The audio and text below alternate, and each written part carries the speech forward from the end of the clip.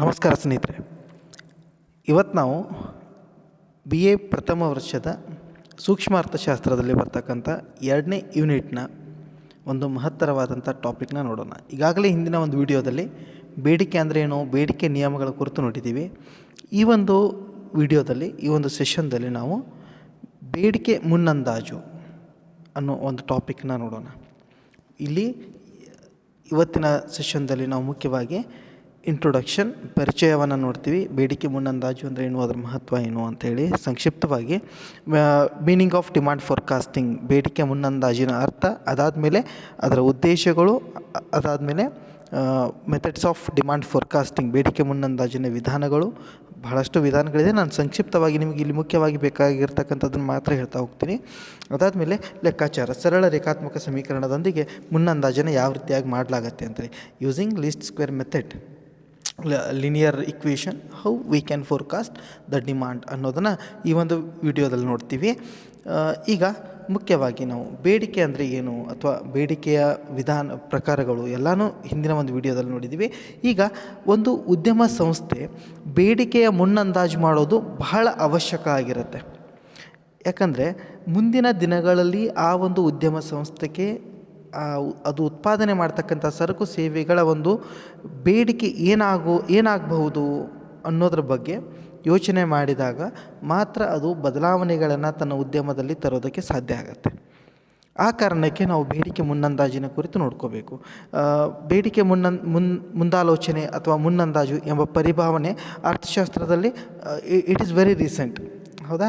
ಇತ್ತಿತ್ತಲಾಗೆ ಬಂದಿರತಕ್ಕಂಥ ಒಂದು ಪರಿಭಾವನೆ ಇವತ್ತಿನ ದಿನಮಾನಗಳಲ್ಲಿ ಬಹುಪಯೋಗಿ ಅಂಶವಾಗಿದೆ ಅಂತ ಹೇಳ್ತೀವಿ. ಹಾಗೂ ಉತ್ಪಾದನಾ ಯೋಜನೆಗಳನ್ನು ರೂಪಿಸೋದ್ರಲ್ಲಿ ಕೂಡ ಬೇಡಿಕೆ ಮುನ್ನಂದಾಜು ಈ ಪರಿಕಲ್ಪನೆ ಒಂದು ಮಹತ್ತರವಾದಂಥ ಪಾತ್ರವನ್ನು ವಹಿಸುತ್ತೆ. ಆ ಕಾರಣಕ್ಕೆ ನಾವು ಬೇಡಿಕೆ ಮುನ್ನಂದಾಜನ್ನು ಅಧ್ಯಯನ ಮಾಡಬೇಕಾಗತ್ತೆ. ಈಗ ಕೆಲವೊಂದು ಉದ್ಯಮಗಳು ಹೊಸ ಉದ್ಯಮ ಘಟಕಗಳಾಗಿರುತ್ತೆ, ಹೊಸದಾಗಿ ಅವು ಉತ್ಪಾದನೆಯನ್ನು ಶುರು ಮಾಡ್ತಾ ಇರುತ್ತೆ. ಅವರೂ ಕೂಡ ಬೇಡಿಕೆಯನ್ನು ಮುನ್ನಂದಾಜು ಮಾಡ್ಕೋಬೇಕಾಗತ್ತೆ. ಅಲ್ಲೂ ಕೂಡ ಒಂದು ಹಲವಾರು ವಿಧಾನಗಳಿವೆ.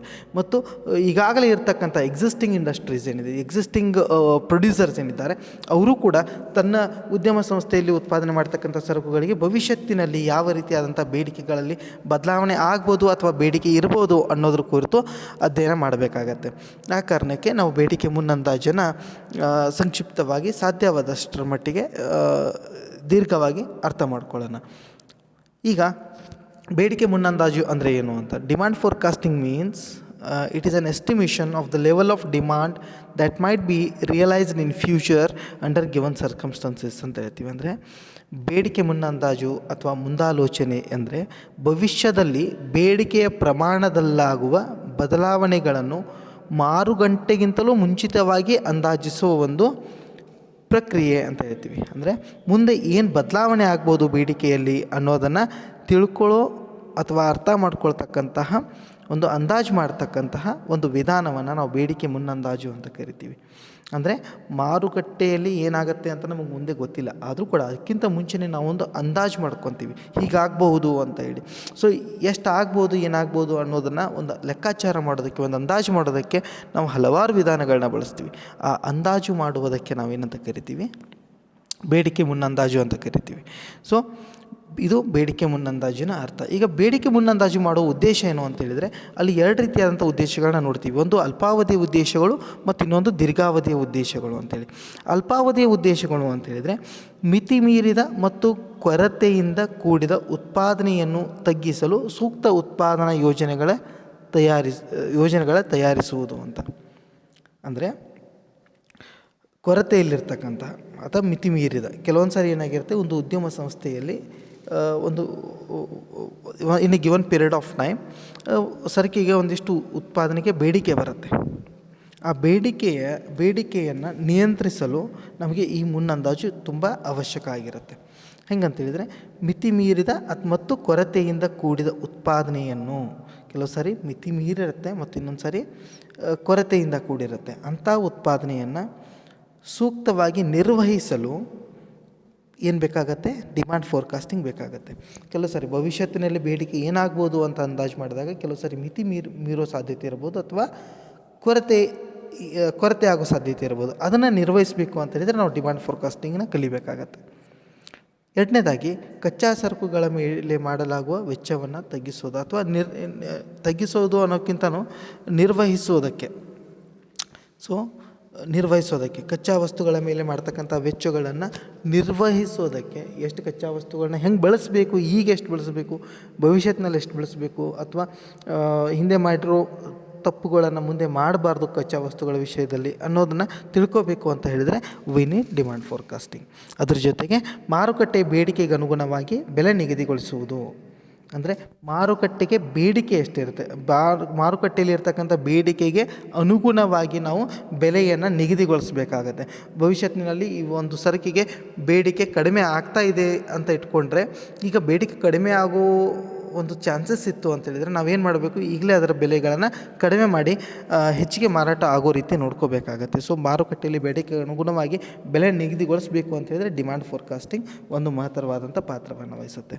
ಅದೇ ರೀತಿಯಾಗಿ ನಿರ್ದಿಷ್ಟ ಪ್ರಮಾಣದ ಸರಕುಗಳ ಮಾರಾಟದ ಬಗ್ಗೆ ಸೂಕ್ತ ನಿರ್ಧಾರ ಕೈಗೊಳ್ಳುವುದು. ಎಷ್ಟು ಪ್ರಮಾಣದಲ್ಲಿ ಸರಕುಗಳ ಮಾರಾಟವನ್ನು ಮಾಡಬೇಕು ಅಥವಾ ಎಷ್ಟು ಪೂರೈಕೆಯಲ್ಲಿ ಹೆಚ್ಚಳ ಅಥವಾ ಕಡಿಮೆ ಮಾಡಬೇಕು ಅನ್ನೋ ನಿರ್ಧಾರ ಕೈಗೊಳ್ಳಬೇಕು ಅಂತೇಳಿದರೆ ನಮಗೆ ಈ ಒಂದು ಪರಿಕಲ್ಪನೆ ಬೇಕಾಗತ್ತೆ.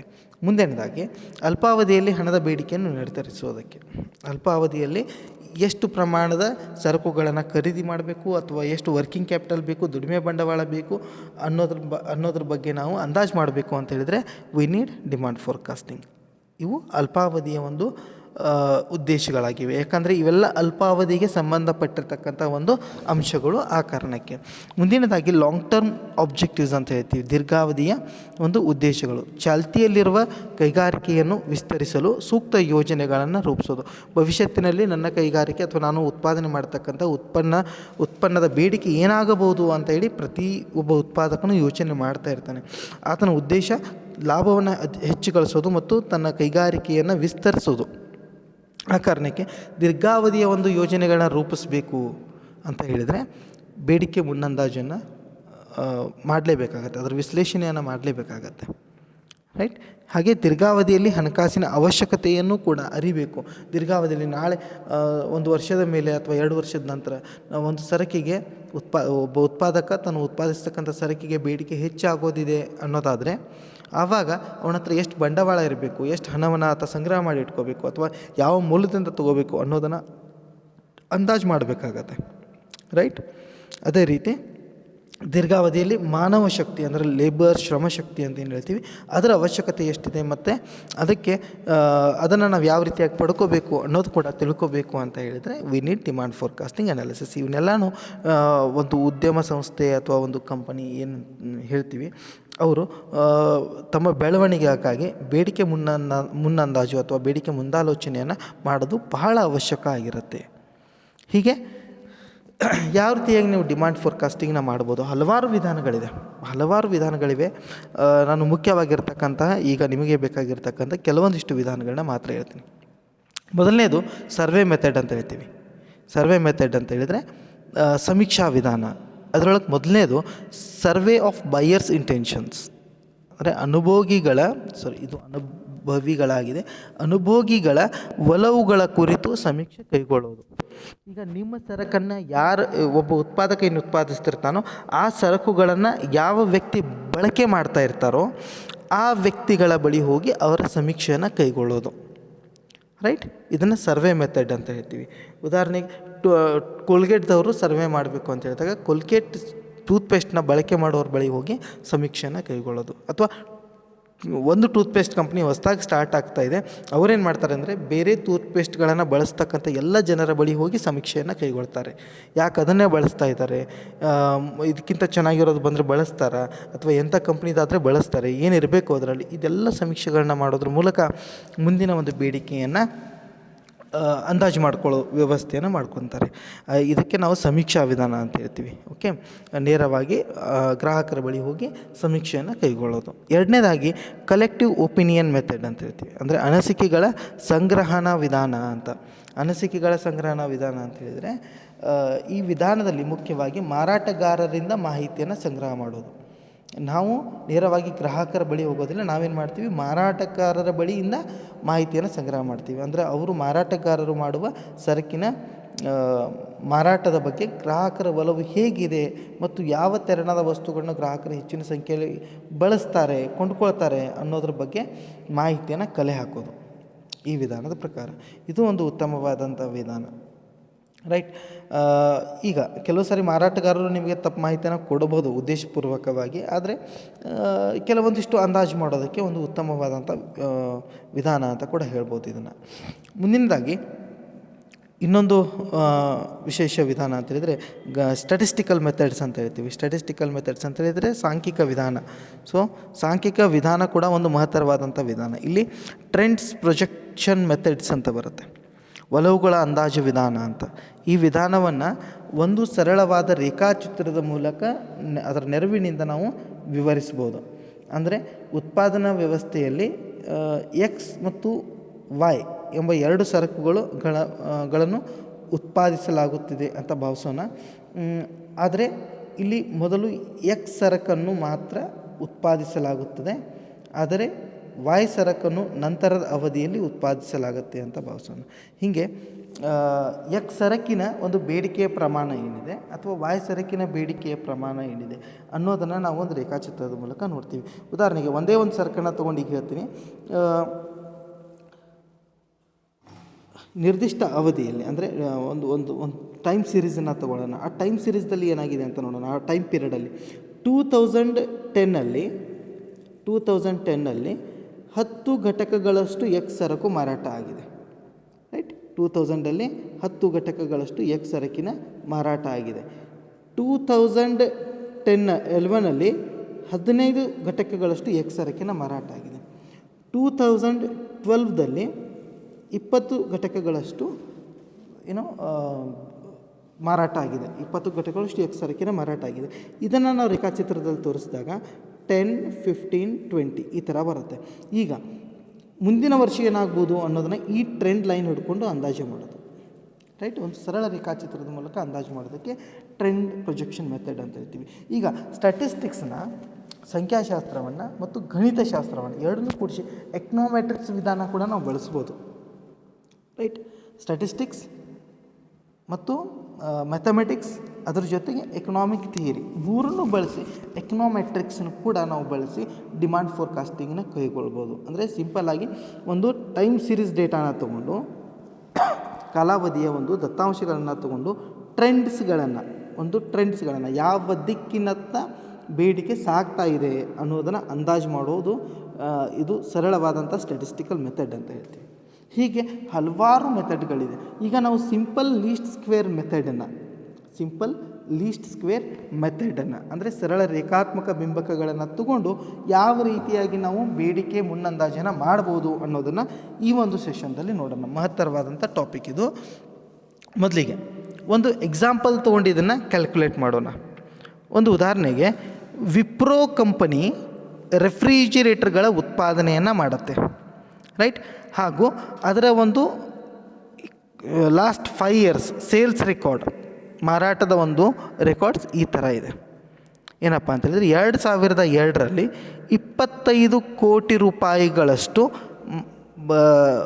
20 ಕೋಟಿಯ ಮೌಲ್ಯದ ರೆಫ್ರಿಜಿರೇಟರ್ಗಳನ್ನು ಮಾರಾಟ ಮಾಡಿದ್ದಾರೆ. 2003ರಲ್ಲಿ 30 ಕೋಟಿಗಳಷ್ಟು, 4ರಲ್ಲಿ 40 ಕೋಟಿ ರೂಪಾಯಿಗಳ ಮೌಲ್ಯದ ರೆಫ್ರಿಜಿರೇಟರ್ಗಳ ಮಾರಾಟ, 2005ರಲ್ಲಿ 50 ಕೋಟಿಗಳದ್ದು ಮತ್ತು 2006ರಲ್ಲಿ 65 ಕೋಟಿ ರೂಪಾಯಿ ಮೌಲ್ಯದ ಒಂದು ರೆಫ್ರಿಜಿರೇಟರ್ಗಳ ಮಾರಾಟವನ್ನು ಮಾಡಿದ್ದಾರೆ. ಯಾರು? ವಿಪ್ರೋ ಕಂಪ್ನಿಯವರು ಅಂತ ಇಟ್ಕೊಳ್ಳಿ. ಈಗ ಇದೊಂದು ಎಕ್ಸಾಂಪಲ್ ಅಷ್ಟೇ. ಬೇಡಿಕೆಯ ಒಂದು ಫೋರ್ಕಾಸ್ಟ್ನ ಮುಂದಿನ 3 ವರ್ಷಕ್ಕೆ ಬೇಡಿಕೆ ಏನಾಗಬಹುದು ಅಂದರೆ 2007, 2008 ಮತ್ತು 2009 2008, 9, 10ರಲ್ಲಿ ಬೇಡಿಕೆ ಏನಾಗ್ಬೋದು ಅಂತೇಳಿ ಅಂದಾಜು ಮಾಡಬೇಕಾಗಿದೆ. ಈಗ ಭಾವಿಸಿ ನಾವು 2006ರಲ್ಲಿದ್ದೀವಿ. 2006 ಮುಗಿತಾ ಬಂದಿದೆ. ಈಗ 2007, 8 ಮತ್ತು 9ರಲ್ಲಿ ಏನಾಗ್ಬೋದು ಅನ್ನೋದನ್ನು ಅಂದಾಜು ಮಾಡಬೇಕಾಗಿದೆ. ಈಗ ಇದನ್ನು ನಾವು ಅಂದಾಜು ಮಾಡಬೇಕು ಅಂತ ಹೇಳಿದರೆ ಸಿಂಪಲ್ ಒಂದು ಸರಳ ರೇಖಾತ್ಮಕ ಒಂದು ಇಕ್ವೇಷನ್ನ, ಸಿಂಪಲ್ ಲೀನಿಯರ್ ಇಕ್ವೇಷನ್ನ ಪಡ್ಕೊಂಡು ನಾವು ಇದನ್ನು ಅಂದಾಜು ಮಾಡ್ಕೋಬೋದು. ಲೀಸ್ಟ್ ಸ್ಕ್ವೇರ್ ಮೆಥಡ್ ಅಂತ ಕೂಡ ಕರಿತೀವಿ. ಮೊದಲಿಗೆ ಏನು ಮಾಡಬೇಕು ಅಂತ ಹೇಳಿದರೆ ಟೈಮ್ ಡಿವಿಯೇಷನ್ನ find out time deviation from mid year. ಸಮಯ ವಿಭಾಜಕ ಏನಂತೀವಿ, ಟೈಮ್ ಡಿವಿಯೇಷನ್ ಏನಂತೀವಿ, ಆ ಡಿವಿಯೇಷನನ್ನು ಕಂಡುಹಿಡ್ಕೋಬೇಕು. ಅದಾದಮೇಲೆ ಆ ಡಿವಿಯೇಷನ್ ತೊಗೊಂಡು ಅದನ್ನು ಸ್ಕ್ವೇರ್ ಅಪ್ ಮಾಡಬೇಕು.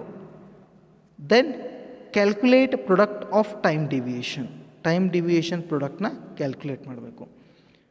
ಇಲ್ಲಿ ಈ ಒಂದು ಸಮೀಕರಣವನ್ನು ಬಳಸ್ತೀವಿ. y is equal to a plus b x ಅಂತ ಹೇಳಿ.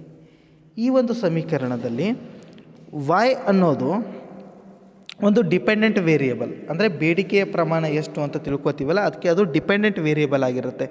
ಎ ಅನ್ನೋದು ಕಾನ್ಸ್ಟಂಟ್, ಅಂದರೆ ಏನೂ ಇಲ್ಲದೇ ಇದ್ದಾಗಲೂ ಕೂಡ ಅಷ್ಟೊಂದು ಬೇಡಿಕೆ ಇರುತ್ತೆ ಅಂತೇಳಿ ತೋರಿಸತ್ತದು, ರೈಟ್, ಕಾನ್ಸ್ಟಂಟ್. ಎಕ್ಸ್ ಅನ್ನೋದು ಇಂಡಿಪೆಂಡೆಂಟ್ ವೇರಿಯೇಬಲ್ ಮತ್ತು ಬಿ ಅನ್ನೋದು ಕೊಯಿಫಿಷಿಯಂಟ್ ಅಂತ ಹೇಳ್ತೀವಿ, ಸ್ಲೋಪ್, ರೇಟ್ ಆಫ್ ಗ್ರೋತನ್ನು ತೋರಿಸುತ್ತೆ. ಸೊ ಉದಾಹರಣೆಗೆ ಎ ಅನ್ನೋದು, ಈಗ ನಿಮ್ಮ ಹತ್ರ ಏನೂ ಆದಾಯ ಇಲ್ಲ ಅಂತ ಇಟ್ಕೊಳ್ಳಿ. ಏನೂ ಆದಾಯ ಇಲ್ಲದೇ ಇದ್ದರೂ ಕೂಡ ನೀವು ಅನುಭೋಗವನ್ನು ಮಾಡ್ತೀರಿ. ಈ ಕಡೆ ಅನುಭೋಗವನ್ನು ಅಳತೆ ಮಾಡ್ತೀವಿ ಕನ್ಸಂಪ್ಷನ್, ಈ ಕಡೆ ಆದಾಯವನ್ನು ಅಳತೆ ಮಾಡ್ತೀವಿ. ಆದಾಯ ಶೂನ್ಯ ಇದ್ದಾಗಲೂ ಕೂಡ ನೀವು ಒಂದಿಷ್ಟು ಎಲ್ಲಾದರೂ ಏನಾದರೂ ಅಡ್ಜಸ್ಟ್ ಮಾಡ್ಕೊಂಡು ಏನು ಮಾಡ್ತೀರಿ, ಅನುಭೋಗ ಮಾಡ್ತೀರಿ. ಇದು ಇಂಟರ್ಸೆಪ್ಟ್, ಇದು ಎ ಅಂತ ಕರಿತೀವಿ, ರೈಟ್. ಈಗ ಆದಾಯ ಹೆಚ್ಚಿದಂಗೆ ನೀವೇನು ಮಾಡ್ತೀರಿ, ಅನುಭೋಗವನ್ನು ಹೆಚ್ಚಿಸ್ತಾ ಹೋಗ್ತೀರಿ.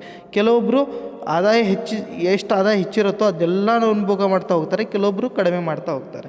ಈ ಸ್ಲೋಪ್ ಏನಿದೆ, ಈ ರೇಖೆ ಏನಿದೆ, ಈ ಸ್ಲೋಪ್ ಏನು ತೋರಿಸುತ್ತೆ ಅಂತ ಹೇಳಿದರೆ ಇದನ್ನು ಬಿ ಅಂತ ಕರಿತೀವಿ, ರೇಟ್ ಆಫ್ ಗ್ರೋತ್. ಎಷ್ಟು ಹೆಚ್ಚಾಗ್ತಾ ಇದೆ ನಿಮ್ಮ ಅನುಭೋಗ ಅನ್ನೋದನ್ನು ತೋರಿಸೋದು ರೇಟ್ ಆಫ್ ಗ್ರೋತ್. ಅದೇ ರೀತಿ ಉತ್ಪಾದನೆಯಲ್ಲಿ ಇವತ್ತು ಏನೋ ಮಾರುಕಟ್ಟೆಯಲ್ಲಿ ಮಾರಾಟ ಆಗ್ತಿದ್ರು ಒಂದಿಷ್ಟು ಪ್ರಮಾಣ ಮಿನಿಮಮ್ ಆಗಿ ಮಾರಾಟ ಆಗ್ತಾ ಇರುತ್ತೆ. ಅದಷ್ಟು ಪ್ರಮಾಣವನ್ನು ನಾವು ಅಲ್ಫಾ ಅಂತ ಕರಿತೀವಿ, ಅಂದರೆ ಇಂಟರ್ಸೆಪ್ಟ್ ಅಂತ ಕರಿತೀವಿ.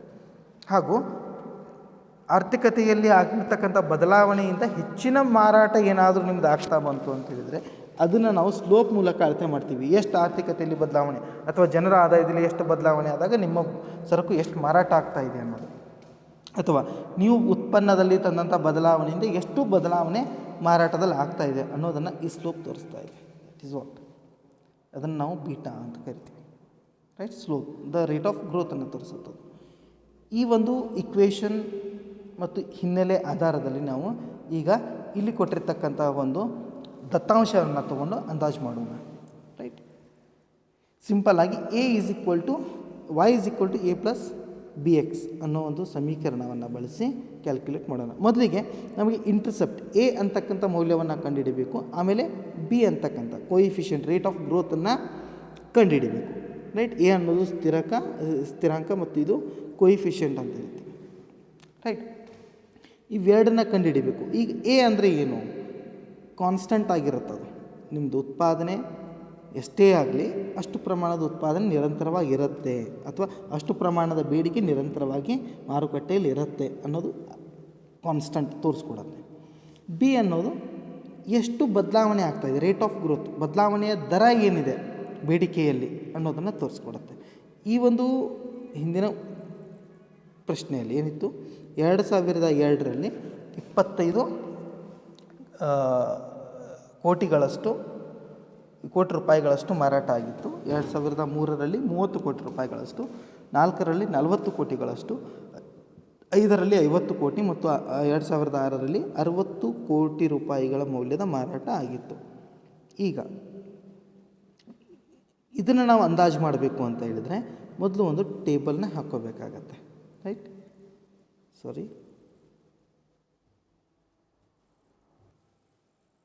ಓಕೆ, ಇದು ನೋಡ್ತೀವಿ ನಾವೀಗ. ಈ ಟೇಬಲ್ನಲ್ಲಿ ನೋಡ್ತಾ ಇದ್ದೀವಿ 2002ದಲ್ಲಿ ಸೇಲ್ಸ್ ಎಷ್ಟಾಗಿದೆ, 2002ದಲ್ಲಿ ಸೇಲ್ಸ್ ಎಷ್ಟಾಗಿದೆ, ಆಮೇಲೆ 2003ದಲ್ಲಿ ಸೇಲ್ಸ್ ಎಷ್ಟಾಗಿದೆ ಮತ್ತು 4ದಲ್ಲಿ 5ದಲ್ಲಿ ಎಷ್ಟಾಗಿದೆ ಅಂತ ಹೇಳಿ.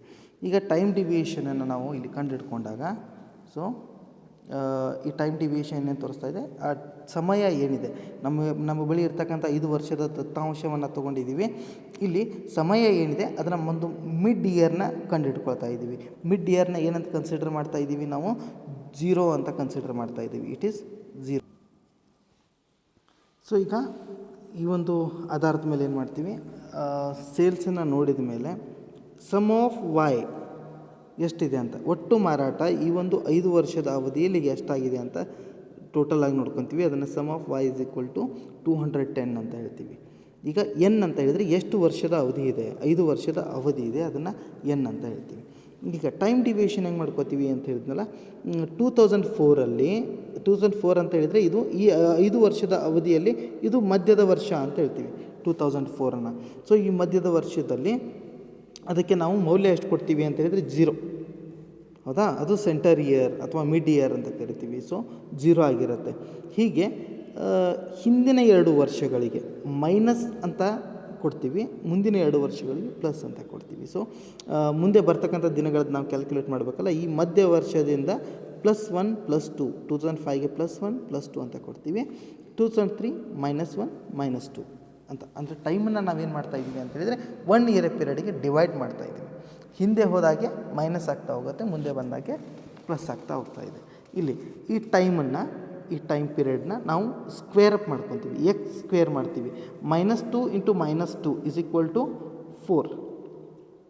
-2 × -2 ಅಂದರೆ -2 ಗುಂಡ್ಲೆ -2 ಮಾಡಿದಾಗ ಏನು ಬರುತ್ತೆ, ಮೈನಸ್ ಇಂಟು ಮೈನಸ್ ಪ್ಲಸ್ ಆಗುತ್ತಲ್ವಾ. ಸೊ ಹಿಂಗಾಗಿ 4 ಬರುತ್ತೆ. ಅದೇ ರೀತಿ -1 × -1 ಮಾಡಿದಾಗ 1 ಬರುತ್ತೆ. 0 × 0 0, +1 × +1 1, 2 × 2 4.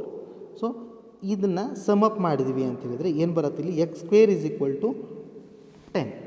Some of x² = 10. ಈಗ products of time deviation to sales ಅಂದರೆ ಇಲ್ಲಿ XYನ ಗುಣಾಕಾರ ಮಾಡ್ತೀವಿ, X ಮತ್ತು Y. ಸೊ XYನ ಗುಣಾಕಾರ ಮಾಡಿದಾಗ what we get total of time deviation and sales ಅಂತ. ಈಗ 25 × 2 ಮಾಡಿದ್ರೆ ಇಲ್ಲಿ -2 ಇದೆಯಲ್ಲ, ಹೀಗಾಗಿ -50 ಬರುತ್ತೆ. 30 × -1 ಮಾಡಿದರೆ -30. ಹೀಗೆ 65 × +2 ಅಂತ ಹೇಳಿದರೆ 65 × 2 130. ಇದೆಲ್ಲನೂ ಮಲ್ಟಿಪ್ಲಿಕೇಶನ್ ಮಾಡಿದಾಗ ಇಲ್ಲಿ ನಮಗೆ XY ಸಮ್ ಟೋಟಲ್ ಸಿಗುತ್ತೆ. ಸಮ್ ಆಫ್ XY = 100 ಆಗಿದೆ. ಈಗ ನೋಡಿ, n = 5, sum of Y = 210, sum of x = 0, x² = 10 ಮತ್ತು XY = 100. ಈಗ ಇದನ್ನು ಇಟ್ಕೊಂಡು ನಾವೇನು ಮಾಡೋಣ, ಆಲ್ಫಾ ಎ ಕಾನ್ಸ್ಟಂಟ್ ಮತ್ತು ರೇಟ್ ಆಫ್ ಗ್ರೋತನ್ನು ಕಂಡುಹಿಡ್ಕೊಳ್ಳೋಣ. ಈ ನಮ್ಮ ಫಾರ್ಮುಲಾದಲ್ಲಿ y = a+ದಲ್ಲಿ ನಮಗೆ a ಅಂದರೆ ಏನು ಅಂತ ಗೊತ್ತಾಗಬೇಕು, b ಅಂದರೆ ಏನಂತ ಗೊತ್ತಾಗಬೇಕು ಅಲ್ವಾ. ಅದು ಗೊತ್ತಾದರೆ ನಾವು ಎಕ್ಸನ್ನು ಕ್ಯಾಲ್ಕುಲೇಟ್ ಮಾಡ್ಬೋದು, ಎಕ್ಸಿನ ಆಧಾರದ ಮೇಲೆ y-ಅನ್ನು ಕ್ಯಾಲ್ಕುಲೇಟ್ ಮಾಡ್ಬೋದು. ಎನ ಹೇಗೆ ಕ್ಯಾಲ್ಕುಲೇಟ್ ಮಾಡ್ತೀವಿ ಅಂತ ಹೇಳಿದರೆ ಸಮ್ ಆಫ್ y / n. ಇಲ್ಲಿ ನೋಡಿ, sum of y total of y, ಇಲ್ಲಿ ಟೋಟಲ್ ಆಫ್ y ಎಷ್ಟಿದೆ 210 / n ಅಂತ ಹೇಳಿದರೆ 5. 210 / 5 ಮಾಡಿದರೆ ನಮಗೆ 42 ಸಿಗುತ್ತೆ. ಇದು ಎ ವ್ಯಾಲ್ಯೂ ಆಯಿತು. ಈಗ ಬಿ ವ್ಯಾಲ್ಯೂ ನೋಡಬೇಕು ಅಂತ ಹೇಳಿದರೆ ಸಮ್ ಆಫ್ XY / x² ಮಾಡಬೇಕು. ಸಮ್ ಆಫ್ XY ಎಷ್ಟಿದೆ ಇಲ್ಲಿ, ಸಮ್ ಆಫ್ XY ಅಂದರೆ 100 divided by some of x² ಅಂದರೆ 10.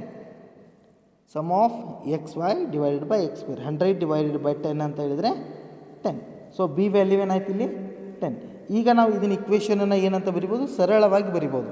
ಏನಂತ, y = a ಅಂತ ಹೇಳಿದರೆ 42, ಬೈ ಅಂತ ಹೇಳಿದರೆ 10 × x ಸರಳವಾಗಿ ಬರಿಬೋದು. ಈಗ ಮುಂದಿನ 3 ವರ್ಷಗಳಿಗೆ ವ್ಯಾಲ್ಯೂಯೇಷನ್ ಬೇಡಿಕೆ ಅಂದಾಜನ್ನು ಆರಾಮಾಗಿ ಮಾಡ್ಬೋದು.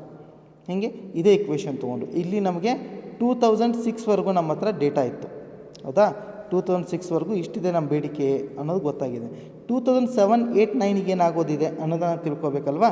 ಸೊ ಅದಕ್ಕೆ ಏನು ಮಾಡ್ತೀವಿ, ಈಗ ಆ ಒಂದು ಇಕ್ವೇಷನ್ನ y = a+ನ ಬಳಸ್ಕೊಂಡು ನಾವು ಮುಂದಿನ 3 ವರ್ಷಕ್ಕೆ ಏನಾಗ್ಬೋದು ಅಂತ ನೋಡ್ತೀವಿ. ಮುಂದಿನ 3 ವರ್ಷ ಅಂತ ಹೇಳಿದರೆ ಈಗ ಇಲ್ಲಿ ನೆಕ್ಸ್ಟ್ 2007 ಬರೆದಿದ್ವಿ ಅಂತ ಇಟ್ಕೊಳ್ಳಿ. 2006 ಆದಮೇಲೆ 2007 ಬರೆದಿದ್ವಿ ಅಂತ ಹೇಳಿದರೆ ಈ ಟೈಮ್ ಡಿವಿಯೇಷನ್ ಆಧಾರದ ಮೇಲೆ ಇಲ್ಲಿ ಸಂಖ್ಯೆ ಎಷ್ಟು ಬರ್ತಿತ್ತು, 3 ಬರ್ತಿತ್ತು. ಹೌದಾ, 2008 ಬರೆದ್ವಿ ಅಂತ ಹೇಳಿದರೆ ಇಲ್ಲಿ 4 ಬರುತ್ತೆ. ಹಾಗೆ ಆ ಒಂದು ಆಧಾರದ ಮೇಲೆ ನಾವಿಲ್ಲಿ ಕ್ಯಾಲ್ಕುಲೇಟ್ ಮಾಡ್ತೀವಿ. 2007 = 42 + 10 × 3. ಟೈಮ್ ಡಿವಿಯೇಷನ್ದಲ್ಲಿ 3 ಅಂತ ತೋರಿಸಿದ್ನಲ್ಲ 2007ದಲ್ಲಿ, ಇದು 3 = 42 + 30 = 72. ಹಾಗೆ 2008ರಲ್ಲಿ 42. So A value 42, B value 10 × 4. Time deviation ಪೀರಿಯಡಲ್ಲಿ 3 ಆದಮೇಲೆ 4 ಬರುತ್ತಲ್ಲ. So 4 = 42 + 40 is equal to 82. ಹಾಗೆ 2009ದಲ್ಲಿ ಬೇಡಿಕೆ ಮುನ್ನಂದಾಜು ಮಾಡಿದಾಗ ಅದು 92 ಆಗಿರುತ್ತೆ ಅಂತ ಹೇಳ್ತೀವಿ. ಸೊ ಈ ಒಂದು ಆಧಾರದ ಮೇಲೆ ಈ ಒಂದು ಸೂತ್ರವನ್ನು ಇಟ್ಕೊಂಡು ನಾವು ಬೇಡಿಕೆ ಮುನ್ನಂದಾಜನ್ನು ಮಾಡ್ಬೋದು. ಸಿಂಪಲ್ಲಾಗಿ y = a + bx ಇಕ್ವೇಷನ್ನ ಉಪಯೋಗ ಮಾಡಿಕೊಂಡು V can forecast the demand for a product. So ಇದ್ರ ಪ್ರಕಾರ ಇಲ್ಲೇನು ಹೇಳ್ತಾ ಇದ್ದೀವಿ ಅಂತ ಹೇಳಿದರೆ, ಈ ಒಂದು ಉದಾಹರಣೆಯಲ್ಲಿ ರೆಫ್ರಿಜಿರೇಟರ್ಗಳ ವಿಪ್ರೋ ಕಂಪ್ನಿಯ ರೆಫ್ರಿಜಿರೇಟರ್ಗಳ ಮಾರಾಟ ಎಷ್ಟು ಆಗೋದಿದೆ 2007ರಲ್ಲಿ ಅಂತ ಹೇಳಿದರೆ, 2007 ಮತ್ತು 2008, 2009ದಲ್ಲಿ ಅಂತ ಹೇಳಿದರೆ 2007ರಲ್ಲಿ 70 ಕೋಟಿ ರೂಪಾಯಿಗಳಷ್ಟು ರೆಫ್ರಿಜಿರೇಟರ್ಗಳ ಮಾರಾಟ ಆಗೋದಿದೆ. 2008ರಲ್ಲಿ 82 ಕೋಟಿಗಳಷ್ಟು ಮತ್ತು 2009ರಲ್ಲಿ 92 ಕೋಟಿ ರೂಪಾಯಿಗಳಷ್ಟು ಮಾರಾಟ ಆಗೋದಿದೆ ಅನ್ನೋದನ್ನು ಅಂದಾಜು ಮಾಡಿದ್ದೀವಿ. ಸೊ ಈಗ ಮುಂದಿನ ಒಂದು ಪ್ರಶ್ನೆಯನ್ನು ಕೊಡ್ತೀನಿ ನಿಮಗೆ, ನೀವು ಇದನ್ನು ಮನೆಯಲ್ಲಿ ಸಾಲ್ವ್ ಮಾಡಿ. ಸಿಂಪಲ್ಲಾಗಿ ಮಾರುತಿ ಕಂಪ್ನಿ ಇದೆ, ಅವರು ಮಾರುತಿ ಕಾರುಗಳನ್ನು ಮ್ಯಾನುಫ್ಯಾಕ್ಚರ್ ಮಾಡ್ತಾರೆ. ಅವ್ರ ರೆಕಾರ್ಡ್ಸ್ ಈ ಥರ ಇದೆ. 2015ರಿಂದ 2020 ಬರ್ತಕ್ಕಂಥ ಮುಂದಿನ 5 ವರ್ಷಗಳಿಗೆ ಅವ್ರ ಬೇಡಿಕೆ ಏನಾಗಬಹುದು ಅನ್ನೋದನ್ನು ಸಿಂಪಲ್ y = a + bx ಸೂತ್ರವನ್ನು ಇಟ್ಕೊಂಡು ಕ್ಯಾಲ್ಕುಲೇಟ್ ಮಾಡಿ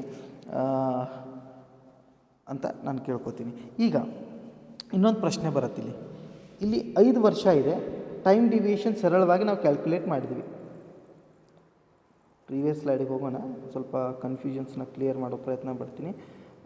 2002 to 2006 ಡೇಟಾನ ತೊಗೊಂಡಾಗ ಇಲ್ಲಿ ಎಷ್ಟು ವರ್ಷ ಇದೆ?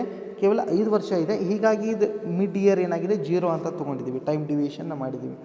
ಈಗ ಒಂದು ವೇಳೆ 6 ವರ್ಷದ ಇನ್ಫಾರ್ಮೇಷನ್ ಇತ್ತು ಅಂತ ಹೇಳಿದರೆ, ಇಲ್ಲಿ 2007 ಇದೆ ಅಂತ ಇಟ್ಕೊಳ್ಳಿ, ಏನು ಮಾಡ್ಬೋದು ಈಗ?